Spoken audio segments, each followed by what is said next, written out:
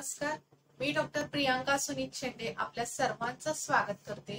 आपण विटामिन्सच्या सिरीज बद्दल माहिती घेत आहोत। गेल्या व्हिडिओमध्ये आपण विटामिन सी याबद्दल जाणून घेतलेलं आहे आणि आजच्या या व्हिडिओमध्ये आपण पाण्यात विरघळणारं दुसरं महत्त्वाचं विटामिन म्हणजेच विटामिन बी याबद्दल माहिती घेणार आहोत। जे विटामिन बी आहे ते एकूण 8 महत्त्वाच्या विटामिन्सचा एक ग्रुप आहे, एक समूह आहे। यामध्ये vitamin B1, B2, B3, B5, B6, B7, B9 आणि B12 असे एकूण 8 महत्त्वाचे विटामिन्स इन्क्लूड केलेले आहेत। आणि हे जे विटामिन बी आहे ते आपल्या शरीरासाठी का इतकं गरजेचं आहे ते आपण माहिती करून घेऊयात।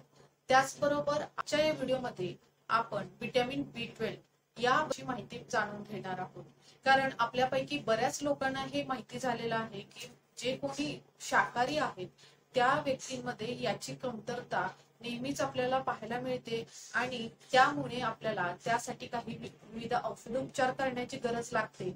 म्हणून आजच्या या व्हिडिओमध्ये आपण विटामिन B12 याबद्दल माहिती घेणार आहोत। ते विटामिन बी आहे ते आपल्या शरीरामध्ये काय कार्य करतं, आपल्या शरीरामध्ये जे काही फॅट किंवा कार्बोहायड्रेट जमा होतात त्याचं कन्व्हर्शन एनर्जी मध्ये करण्यासाठी आपल्याला विटामिन बी हे महत्त्वाचं आहे।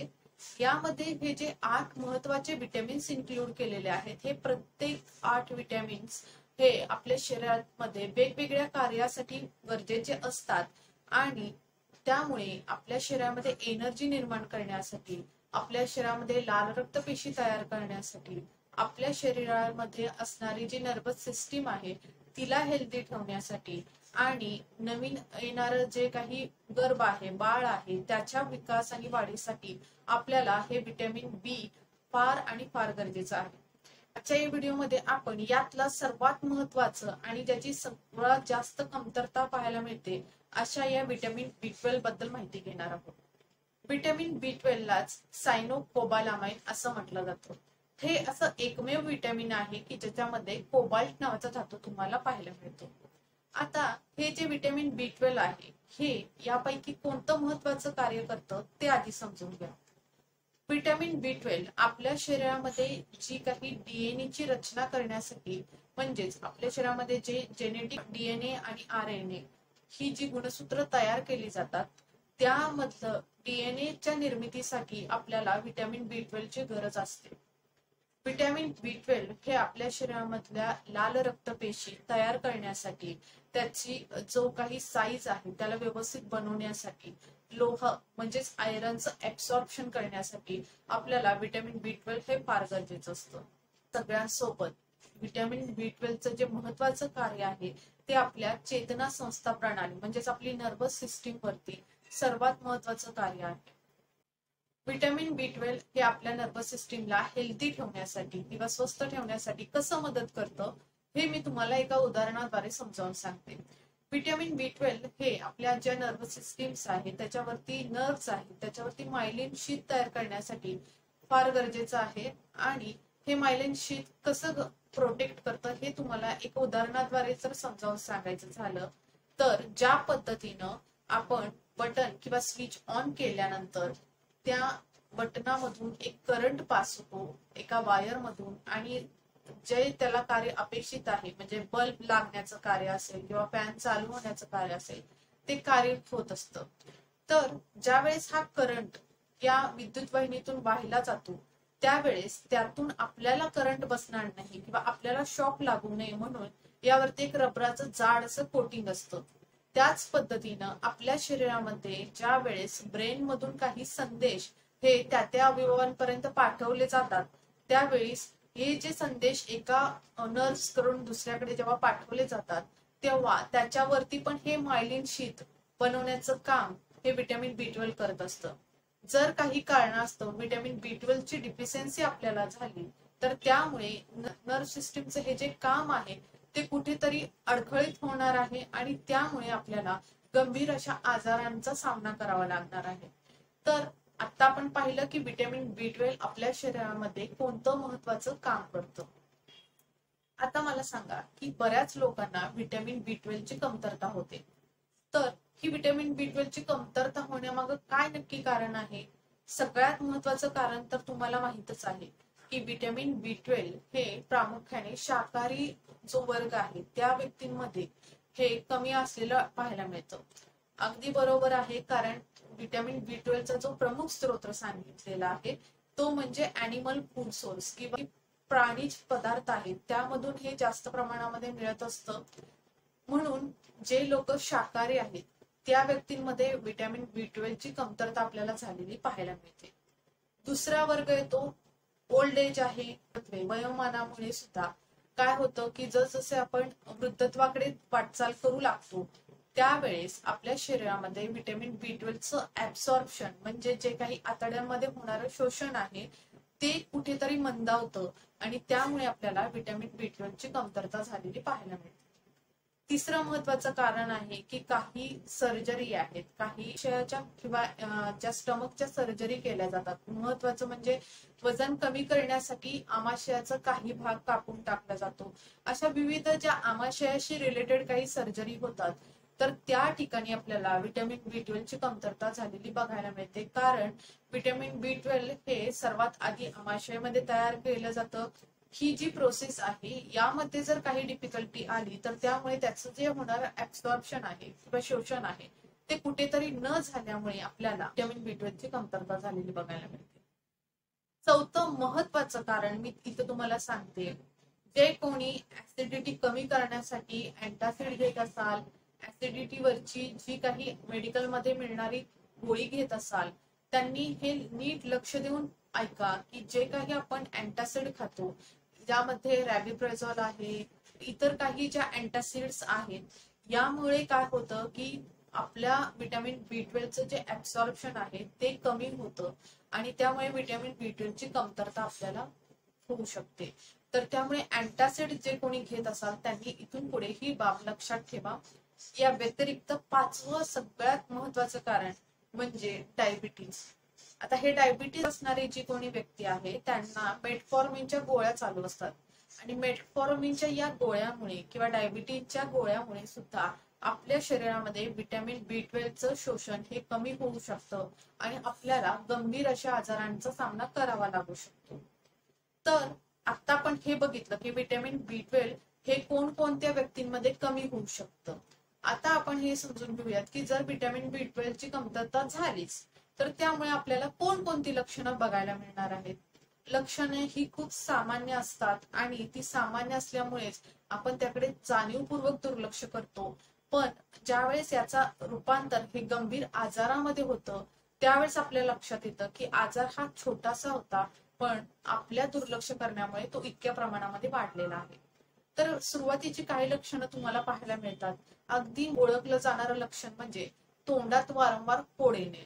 तोंडात वारंवार फोड आलं तर आपल्या खाण्यासाठी त्रास होतो आणि ह्याला इंडिकेट करतंय की आपल्या शरीरामध्ये कुठेतरी या व्हिटॅमिन B12 ची कमतरता झालेली आहे. दुसरं महत्वाचं लक्षण म्हणजे हातापायाला मुंग्या येणं किंवा हातापायाची तळवे आहेत त्यांना जळजळ होणं, बर्निंग सेन्सेशन असणं, हे सुद्धा व्हिटॅमिन B12 च्या कमतरतेचे एक लक्षण आहे. याकडेही दुर्लक्ष करू नका. तिसरं मी आताच तुम्हाला सांगितलं की या नर्वस सिस्टीमला स्वस्थ ठेवण्यासाठी काम करतं. मग कुठेतरी या नर्वस सिस्टीमला ज्यावेळेस धोका पोहोचतो त्यावेळेस अगदी सुरुवातीला तुम्हाला साधी लक्षणं दिसतात.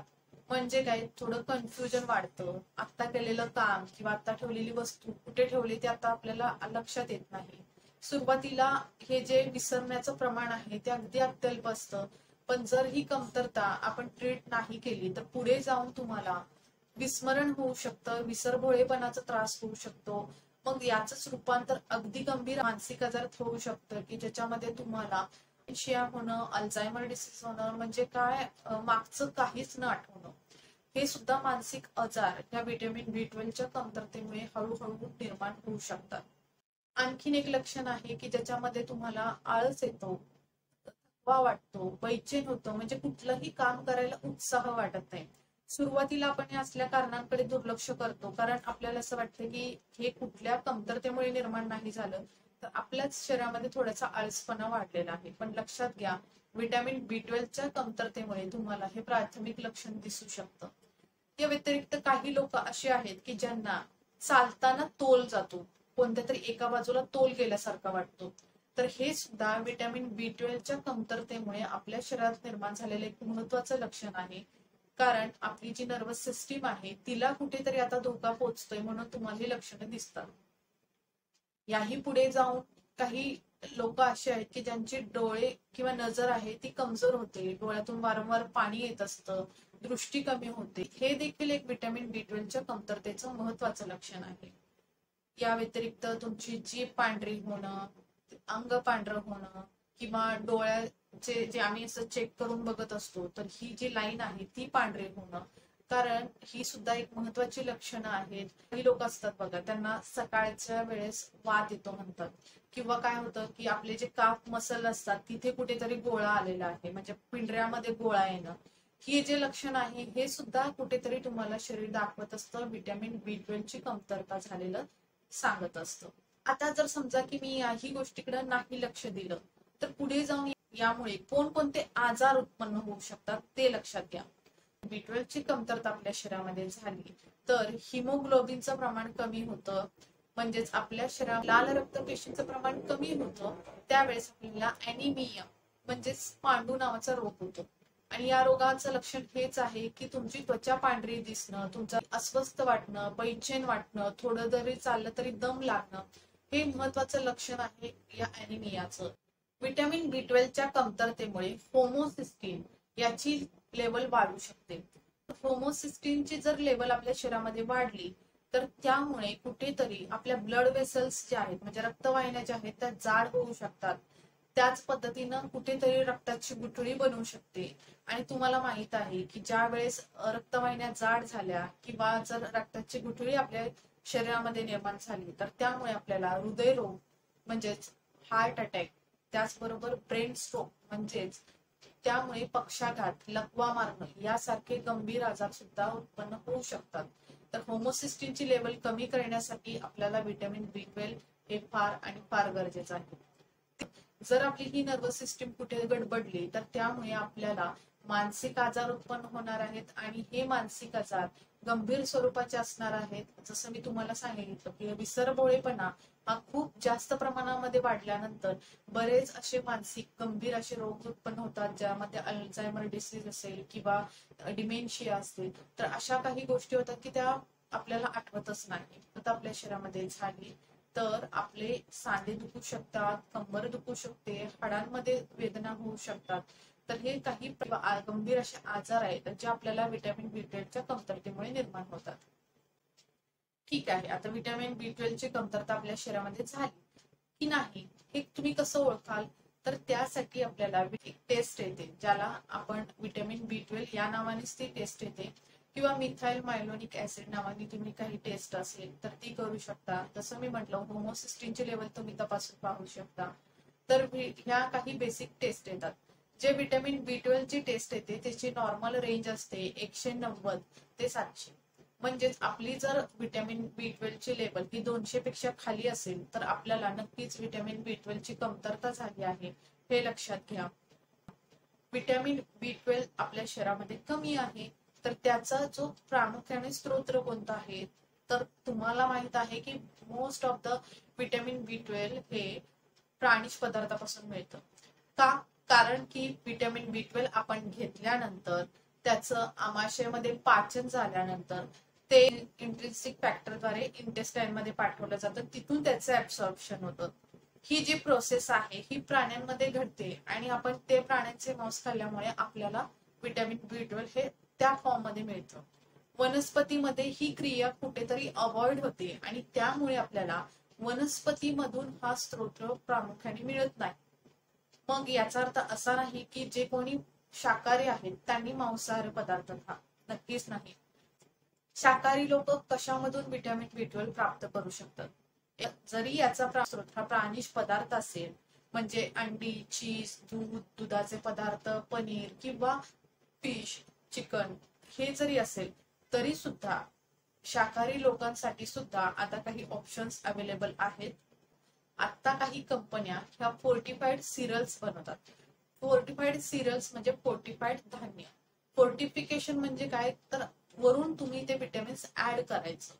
तर आता जे काही तुम्ही कॉर्नफ्लेक्स खाता, ओट्स खाता किंवा इतर काही धान्य घेता विकत, तर त्यावेळेस वरून हे विटॅमिन्स ऍड केलेले असतात, ज्यामुळे शाकाहारी लोकांमध्ये सुद्धा हे विटॅमिन्स मिळावं म्हणून असे काही फोर्टिफाईड सिरियल्स तुम्हाला बाजारात उपलब्ध आहेत, ते तुम्ही घेऊ शकता.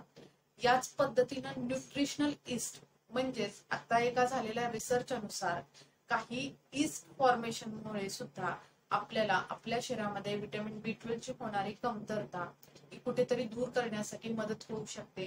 हे इस्ट तुम्हाला बाजारात सहज उपलब्ध आहेत. ते तुम्ही तुमच्या जे काही आंबवलेले पदार्थ आपण तयार करतो त्याला तयार करण्यासाठी तुम्ही हे न्यूट्रिशनल इस्ट वापरले तर त्यामुळे आपल्याला व्हिटॅमिन B12 ची कमतरता दूर झालेली बघायला मिळते. जर समजा इतकं सगळं करूनही व्हिटॅमिन B12 ची कमतरता आपल्या शरीरामध्ये झाली, आपण टेस्ट केली, आपल्याला लक्षात आलं की व्हिटॅमिन B12 ची कमतरता आहे, तर यासाठी काय कराल? तर यासाठी सर्वात महत्वाचं म्हणजे नजीकच्या डॉक्टरांचा सल्ला घ्या. व्हिटॅमिन B12 ची लेवल जर खूप कमी असेल, पण विटकोपॉल नावाचं इंजेक्शन सजेस्ट करत असतो, त्याचे आठवड्याला 1 या पद्धतीनं 5 आठवड्याचा डोस घेणं अपेक्षित असतं. जर समजा ती लेवल खूप जास्त कमी नसेल तर आपण कॅप्सूल किंवा गोळ्या फॉर्म मध्ये आपल्याला व्हिटॅमिन B12 सजेस्ट करतो. आणि या विटॅमिन्सची कमतरता दूर झाल्यानंतर आपल्याला जे काही छोटी छोटी लक्षणं दिसत आहेत ना, ती कुठेतरी कमी झालेली सुद्धा पाहायला मिळतात. लक्षणं छोटी आहेत पण दुर्लक्ष करू नका, कारण व्हिटॅमिन B12 ची डेली रिक्वायरमेंट ही फक्त 2.4 मायक्रोग्रामची आहे. आणि मी जसं तुम्हाला पहिल्यांदा सांगितलं, हे पाण्यात विरघळणारं व्हिटॅमिन आहे, त्यामुळे आपल्या बॉडीमध्ये त्याला जास्त दिवस आपण स्टोर करू शकत नाही. तर याची रिक्वायरमेंट दररोज आहे आणि दररोजच्या दररोज ही रिक्वायरमेंट फुलफिल झाली पाहिजे. तर अशा आहाराचा आपल्या डाएटमध्ये इन्क्लूड करा, समावेश करा. आणि आपण आता पुढच्या व्हिडिओमध्ये पुढचं व्हिटॅमिन महत्वाचं माहिती करून घेणार आहोत, व्हिटॅमिन D बद्दल. आपले प्रश्न माझ्यापर्यंत पोहोचत आहेत, कमेंट्सद्वारे तुम्ही मला प्रश्न विचारत आहात. चॅनल खूप चांगलं सबस्क्राईब केलेलं आहे, त्यामुळे माझं चॅनल सबस्क्राईब करायला विसरू नका आणि व्हिडिओ जास्तीत जास्त लोकांपर्यंत पोहोचवायला विसरू नका. पुढे भेटणार आहोत व्हिटॅमिन D बद्दल माहिती जाणून घेण्यासाठी. तोपर्यंत धन्यवाद.